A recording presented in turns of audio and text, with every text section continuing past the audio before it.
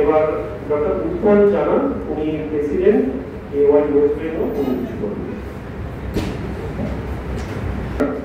তো আমার পূর্ববর্তী বক্তা বললেন ডক্টর মুখার্জি, AY প্রেসিডেন্ট, যে আজকে আমরা যে ওয়ার্ল্ড হিয়ারিং ডে, এটা আমরা একটা ক্যাম্পেইন, এবং সেটা সারা ভারতবর্ষ জুড়েই এটা আজকে দিকে হচ্ছে। আজকে এবারের যেটা মেন ইয়াটি যে চেঞ্জিং মাইন্ডসেট, যে আমাদের নিজেদের মাইন্ডটাকে চেঞ্জ করতে হবে, যে গানের শোনাটা খুবই একটা গুরুত্বপূর্ণ ব্যাপার, এবং এটার কী কারণে এটা সহজেই বদলতে পারে এবং কীভাবে এটা আমরা প্রতিকার করতে পারি, এটা আমাদের নিজেদেরকে আগে ভালো করে বুঝতে হবে। যারা কাছাকাছি থাকছে, আমাদের আশপাশে, আমাদের পরিবেশে, আমাদের বন্ধু বান্ধব, বলতে পারি যে এই জিনিসটাকে রক্ষা করা অত্যন্ত গুরুত্বপূর্ণ দরকার, এবং এটা কীভাবে সহজেই এটা নষ্ট হয়। তাদের মধ্যে একবার তুমি বললেন যে সত্যি যেটা প্রিভেন্ট করতে পারি, আর সেটা হচ্ছে দুটো জিনিস থেকে আমরা যখন ডেফনেস হয়, অনেক কারণেই হয়, তাদের মানে একটা loud noise induced hearing loss কিন্তু খুব সহজেই প্রিভেন্ট করতে পারি। আরেকটা আমাদের অনেক সময় হিয়ারিং লস হয় কানে ইনফেকশনের জন্য, যেটাও কিন্তু আমরা খুব সহজেই প্রিভেন্ট করতে পারি। নাকের সর্দি হয়, তারপরে সেটা কানে ইনফেকশন হয়, এবং সেটাকে কিন্তু আমরা কানের বিভিন্ন রকম রোগ যারা পরবর্তীকালে কানের শোনাটা ক্ষতি করে, সেটাকে আমরা বন্ধ করতে পারি। তো এই দুটো জিনিসের আমাদের যে খুব গুরুত্বপূর্ণ বিষয় আজকে, যেগুলো আমরা অনেক কারণ হতে পারে যেটা আমরা বন্ধ করতে পারি না, সেটা আছে, ঠিক আছে। এবং আরেকটা ব্যাপার হচ্ছে বাচ্চাদের, অনেক বাচ্চাই কিন্তু একদম জন্মগত বধির হয়ে যাবে, এবং তাদের কিন্তু ঠিক সময়ে যদি আমরা চিকিৎসা করতে পারি আর তাহলেও কিন্তু তাদেরকে আমাদের মেইন স্ট্রিমে ঠিকমতো শুনতে পারছে, এবং সেটা আমরা ফিরিয়ে আনতে পারি। তারা কিন্তু সোসাইটির বাড়ে হয়ে বাঁচবে না, এটা কিন্তু আমরা করতে পারি। এবং তার জন্য দরকার কিন্তু একদম প্রথম যিনি জন্মের সময় তাদের হিয়ারিং টেস্ট করা, এবং বিভিন্ন উন্নত দেশ কিন্তু আছে যেটা জন্মের সময়ই একদম হিয়ারিংটা টেস্ট করে নেওয়া। আজকাল কিন্তু আজকে অনেক জায়গাতেই কিন্তু এই জন্মের সময়ই হিয়ারিং টেস্ট করার যে প্রবণতা অনেক চলে এসছে, অনেক হসপিটাল বা নার্সিংহোমে কিন্তু আজকাল করা হচ্ছে। কিন্তু অ্যাজ এ হোল যে আমাদের সেরকম ইনফ্রাস্ট্রাকচার এখনো আমরা প্রোভাইড করতে পারছি না, যেখানে সমস্ত হসপিটালে যত বাচ্চা জন্মাবে তাদেরকে এই হিয়ারিং টেস্টের আওতায় আনা। তো এটাও একটা ইম্পর্টেন্ট ব্যাপার।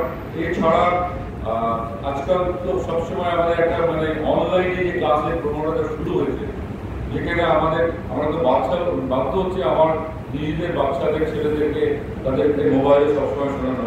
কিন্তু এই যেটা মোস্ট ইম্পর্টেন্ট ব্যাপার হচ্ছে কত জোরে শুনছি এবং কতক্ষণ ধরে শুনছি, এইটা হচ্ছে ক্ষতি করে।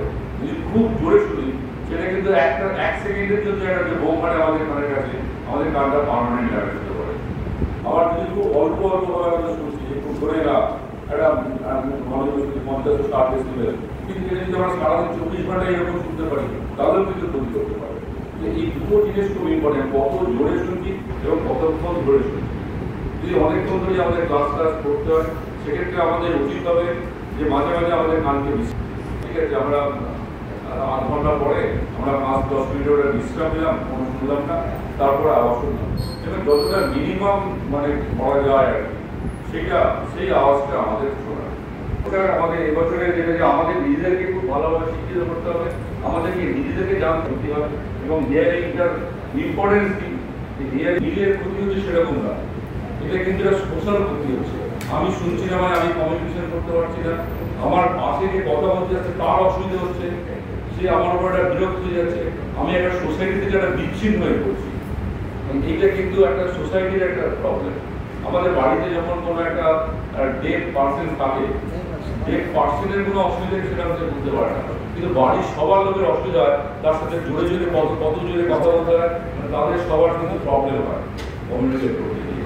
তো এই জিনিসটা যে শোনাটা একটা সামাজিকভাবে আমাদের শোনার দরকার, সবারই ক্ষেত্রে ইম্পর্টেন্স। এটা শুধু আমার নিজের কোনো প্রবলেম নয়, এটাও আমাদেরকে বুঝতে হবে, এবং আমরা যাতে নিজেদেরকে আরও এটাভাবে সচেতন করতে পারি, আমরা জানতে পারি, এবং আমাদের সবার পাশে যারা আসে আর কি তাদেরকে আমরা নিশ্চয়ই করবো আর কি। এটাই এবছরের ভুলের আর কি যে নির্দেশ, এইটাই। তো এইগুলো আমার বক্তব্য শেষ করছি।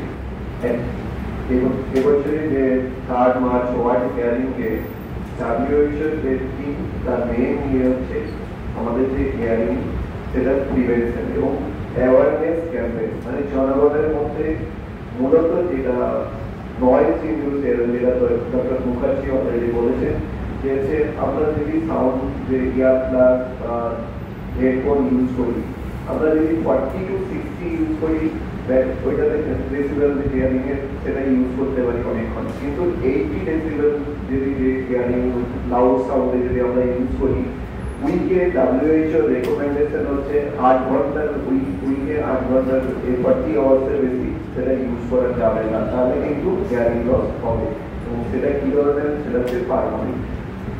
এবং আরো যেটা আমরা যেখানে এখনকার দিনে আমরা যে লাউড স্পিকার বা ভলিউম যেগুলোতে চলে, সেইগুলোতেও আমাদের যেখানে সাধারণত যেখানে ওপেন থিয়েটার বা সেইগুলোতে যে প্রোগ্রাম হয়, সেইসব জায়গাতেও স্পিকারের ভলিউম সেই অনুযায়ী মাত্রায় রাখা উচিত এবং দূরে সেরকম সাইলেন্ট জোনও রাখা উচিত। এগুলোই হচ্ছে উদ্দেশ্য।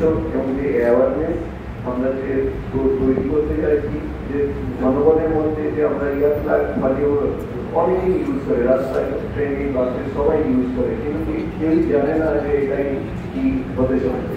আজকেই ওপিডিতে একজন পেশেন্ট এসেছে, সে আইটি সেক্টরে কাজ করে, তার কি সমস্যা, না কানে সবসময় কিছু বাজছে মনে হচ্ছে। তারপরে আমি তাকে জিজ্ঞেস করলাম আপনি কি করেন, বললো আমি হচ্ছে কল সেন্টারে কাজ করি, হেডফোন ইউজ করেন, বলে হ্যাঁ। আমি বললাম ওটার ভলিউম আপনাকে কমাতে হবে, ওটা না হলে কিন্তু আপনার এটা পার্মানেন্ট লসের দিকে যাবে। সেই জন্য